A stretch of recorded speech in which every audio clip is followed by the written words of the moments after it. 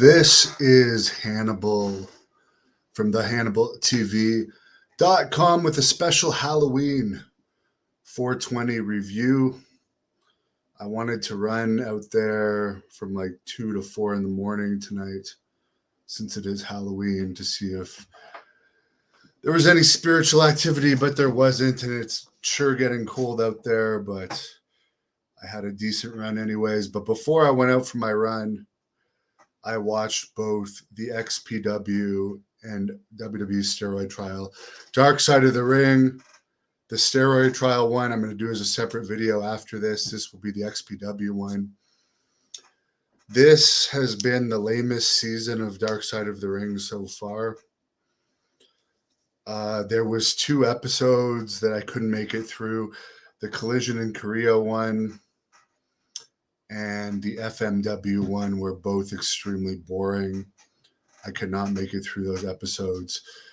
The XPW one I found somewhat interesting because I did not know much about XPW other than what I've interviewed wrestlers about. And I did put the link in the description of this video of a compilation video I did on XPW, and I'll pin it to the top of the comments after too, as well as the clip from my most recent interview with Shane Douglas, where he went into detail about his time in XPW. But the only things I really remember about XPW was Shane Douglas. He did a promo where he said he was going to carry the company on his back, and he pretended like he was putting a backpack and he was walking around in the ring. I remember from the wrestling magazines back in the day that there was lots of pictures of porn stars with within the company. I remember that they went to the LA Coliseum, where they've held several WrestleManias, including WrestleMania 2 and 7. And I remember the story about the XPW ECW fight at the Heatwave pay-per-view just before ECW went out of business. I don't like deathmatch garbage wrestling. I don't mind hardcore wrestling if like you're just fighting and you're using whatever around as if it's a real street fight. But when it's like stunts that are being set up and it doesn't even look fake, it just looks like wrestlers are performing stunts, and some of these stunts are dangerous. And involve like glass and extremely dangerous falls, and the wrestlers don't get paid shit for doing them. And the company doesn't even have insurance, which they discussed in this, that they used fake insurance. So if wrestlers did get hurt, they'd essentially be completely fucked. Just seems like a shitty company that treated wrestlers like shit. Sabu told the story of the owner allegedly putting a hit on the one guy who supposedly had sex with the owner's wife, who I guess was also a porn star, but he didn't like her having sex outside of porn with other people. And they ended up cutting off his thumb. They were trying to cut off his dick or something. But yeah, one thing that this did answer was, I guess, and I didn't realize this, that New Jack Vic Grimes match was from XPW. Maybe I knew about it. Maybe I didn't before. It's all a blur to me. But the interesting thing about that is when I was watching that, as a wrestling promoter, I do get legitimate insurance for my events. And I know not all promoters do that, but I run like city arenas in my company, and they require insurance, legitimate insurance. And I'd rather have insurance in case something bad happens. Thank God I never had any insurance issues. And I've been promoting since 2006. But yeah, I was wondering when I saw that New Jack Vic Grimes match where he gets thrown off this like 40-foot scaffold, how the hell any insurance company would insure that. And they answered it in this, that I guess they made it seem like the rigging was for lighting rig to the arena, and I guess they used fake insurance. So there wasn't really any insurance. So if that guy had died, his family wouldn't have got anything. And who knows if it was real or not? Let's be honest here. New Jack is a great worker. To be honest with you, he is. He's a great storyteller. And if he really wanted to kill the guy, he probably could have. But the guy didn't really have any serious injuries from taking that fall. So who knows? But it looked like a very small crowd. Extremely dangerous stunt. I doubt those guys were getting paid much.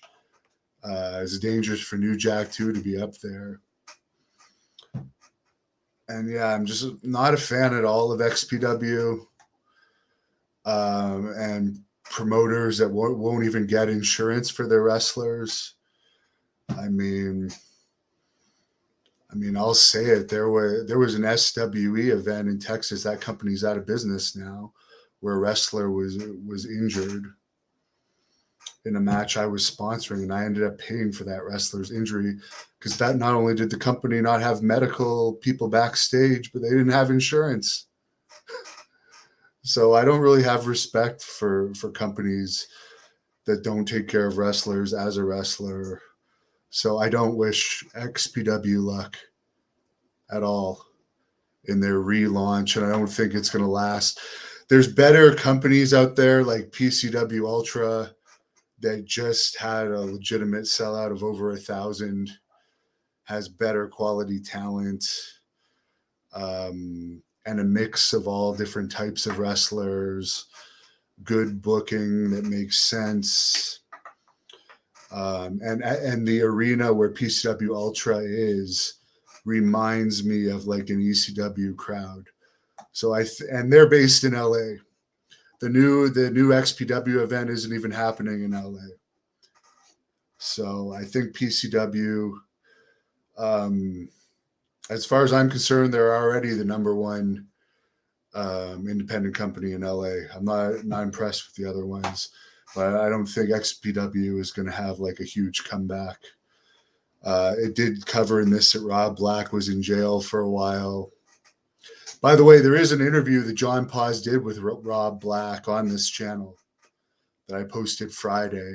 I'll post that in the description too, where he does talk about the relaunch, but I just don't have much faith in it. And the guy doesn't seem like a good person. And as a wrestler, I wouldn't trust him. That would be my advice to wrestlers wrestling for him.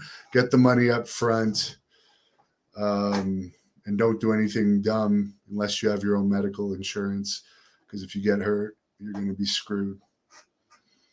And if you're the arena that he's booked in Rochester, make sure that his insurance is legit. I know New York, I believe, has some type of commission. So hopefully that'll prevent them from doing too much dumb stuff on that show. What are some of the episodes I think they should cover? The Pat Patterson stuff and the Ring Boy scandals would be interesting. My story has a happy ending. There was dark periods, but it has a happy ending. Jason, I'm keeping this about XPW, and Darren says 420. So let's 420 it a little bit here at 4:30 in the morning. Would you rather lose your dick or thumb? Well, that's an easy question, isn't it? My thumb. 100%. The XPW promoter was a pornographer. Yes. I agree. L. Codith says it was a work. Yeah. He landed pretty good. Who do I think is the best wrestler ever? That is a tough, tough question. Ric Flair would have to be up there. Ric Flair pops into my mind.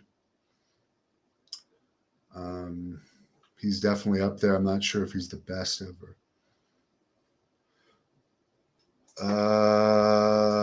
Yeah, the promoter of XPW was a pornographer. I don't know if he still is, but I don't know how much money there is in porn anymore, because when XPW was doing porn, like people were still buying it in stores and stuff and renting it. Remember that? When you had to go to a video store, there was like a little section with like saloon doors usually that had all the porn in it. You had to be 18 to go in. And if you were a kid, you would like challenge your friends to like go in there. Anyways, I'm just saying the porn industry is totally different now. And I would imagine it'd be easy. It's easier as an independent to make money in porn, I believe, now. And I don't know if he's still in porn or not. I would interview Rob Black if he wants to watch this, and if he sees this and wants to do an interview with me. Michael says XPW screwed up when they moved to Philadelphia. Michael Modest said that this promotion was garbage. Jamie, what am I thought? That was a story, and that wrestler who got punished for protecting his head with the chair shot, there is an interview with him on this channel too. And I forget his name, but let me look it up. I think it's Luke Hawx now. It's popping into my head, yeah. Luke Hawx. John Paz also did that interview, and he did talk about the chair shot in that interview as well, I believe. I'll put the link to it right now. What do I think about him being punished for that? I don't know, because I actually watched that in the documentary, and at one point his hand was down and he could have put his hand up. And honestly, I'll be perfectly honest, if it was me, and this is why, like, you shouldn't have to be tough to be a wrestler, because if you get bullied or abused, you should fight back. And I'd have to see the whole match, and I don't know what happened in the back after, but like if somebody's wailing on me and I don't tell them it's okay to hit me with a chair in the head, and they go ahead and do it and trick me into it, I'm going to beat the living fuck out of them. And I'll beat the living fuck out of the promoter who supposedly ordered it. So who knows if that's a work or not. I really don't know. I didn't see the whole match. I don't know, Michael. That was before I became involved with PCW. Screaming Baboon did not like Patterson.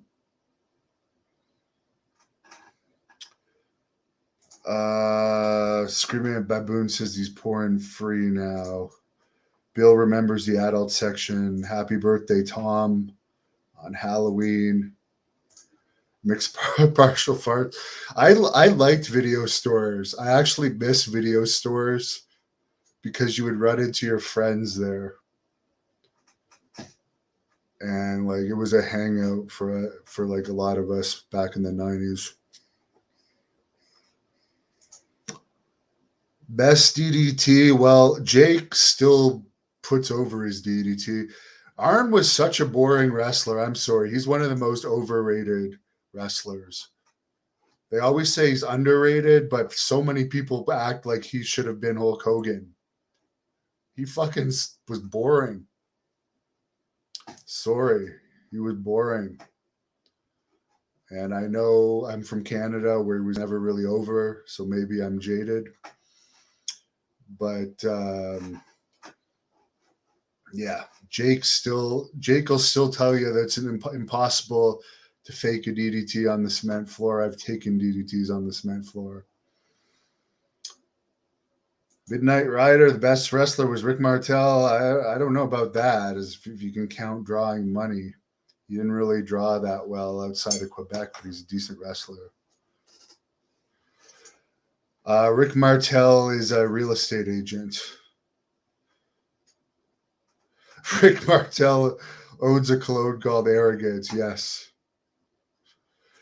Big Rog. I didn't like the Pillman one because like the guy's dead and the whole thing was like bashing him and making him out to be a womanizer and like the guy's dead. Leave him alone. Anyways, I'm gonna go do the steroid trial one. And then we'll get into that. Someone's talking about the Undertaker's body bag match. I saw him have one with Sid September 9th, 91. Leo Burke, a good technical wrestler, but definitely not a big money draw outside of certain territories. All right, I'll be right back with the steroid scandal review for the Dark Side of the Ring Vince McMahon steroid trial. Thank you for watching the Hannibal TV.